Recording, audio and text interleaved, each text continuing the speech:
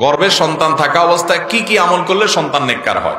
গর্ভবতী মায়েরা গর্ভস্থ সন্তান যেন নেককার হয় সেজন্য তাদের সুনির্দিষ্ট করে আলাদা পৃথক কোনো দোয়া কোন হাদিসে বলা হয় নাই। তবে তারা আল্লাহ তাআলার কাছে ওই যে অন্য সব সময়ের মতো করে সূরা ফুরকানের ৭৪ নম্বর আয়াতের দোয়াটা পড়বেন, রব্বানা হাব লানা মিন আজওয়াজিনা ওয়া যুররিয়াতিনা কুররাতা আয়ুন ওয়াজআলনা লিল মুত্তাকিনা ইমামা।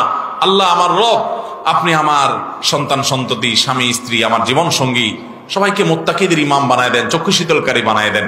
এই দোয়া আপনি পড়বেন। এর পাশাপাশি কোরআন তেলাওয়াত বেশি বেশি শুনবেন। এটা হাদিসে আলাদা করে বলা হয়নি, কিন্তু অভিজ্ঞতা দ্বারা প্রমাণিত কোরআন তেলাওয়াত বেশি বেশি করলে এবং শুনলে গর্ভস্থ সন্তান নেককার হয়।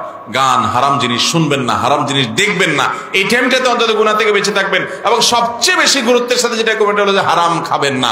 অন্য সময় তো নাই, এই টাইমে বেশি করে আরো হারাম ভক্ষণ করবেন না, তাহলে ওটা হারাম থেকে গঠিত হবে। এটা খুব ভয়াবহ একটা বিষয়।